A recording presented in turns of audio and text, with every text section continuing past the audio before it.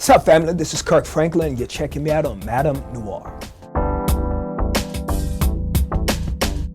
So that they can see Jesus, so that they can just be content and complete in Him and not try to live up to systems that all they do is create weights for people. It's almost like when we saw the Pharisees, when they condemned Jesus for healing on the Sabbath, they were more concerned about their law than they were about the love. And even in the 21st century, we still see that happen, where people may have tattoos or earrings or don't look a certain way, or not the most consistent churchgoer, that we condemn them, that we say that they have to look like this, you have to be like this. We even, use certain isms that are not even biblical. If somebody can really sing, we say, oh, they're anointed.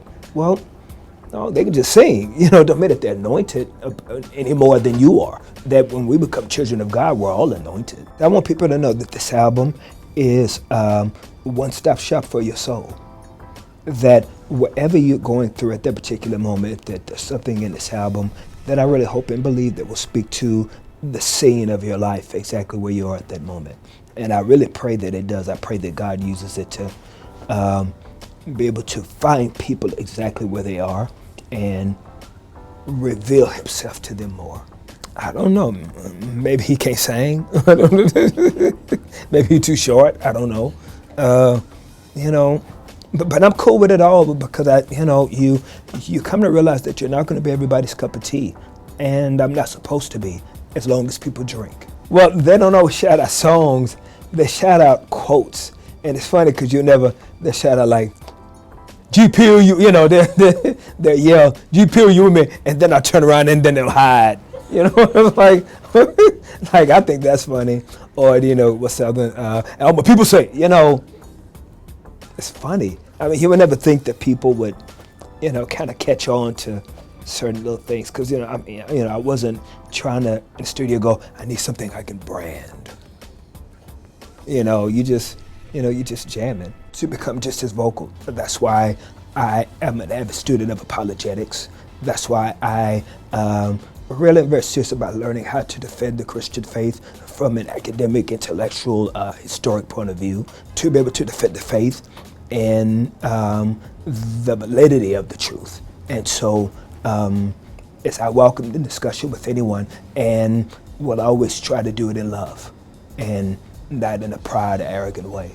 I think we can do better, and I believe that there's some great churches that are, like you have Hillsong here in New York, and Carl Lentz, and there are different churches around the country that are really trying to do a very good job of trying to make sure that people feel like that Christ is relevant in the culture, wherever the culture is. And I'm a firm believer of that. That if God is not the God of everything, He's not the God of anything. Now, does the Bible say that does the Bible list sins in the Bible, and is homosexuality, fornication, adultery, are those listed? Yeah. Those in the Bible, because Kirk didn't write the Bible, and as a son who wants to be obedient to the Father, I have to trust that He knows the best path for all His children that He loves, all the children that He loves, and that's why in the Bible He also includes grace and mercy and redemption and salvation and love, and that there's room at the cross for everybody, man. There's room, nobody has a VIP seat, we're all broken people chasing the Savior, because He's the only one that can make all of us whole. And when we put certain things on an island and throw rocks at it, Jesus wouldn't do that. Jesus would not be outside with a sign saying that I hate gays. He wouldn't do that. He would have His arms open to everybody who wants to enter.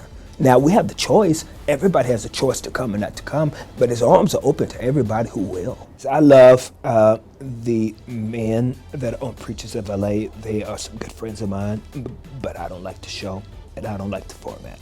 And I think the church should have some sacred barriers to it, and I don't think that cameras for a reality show should be invited into a church sanctuary.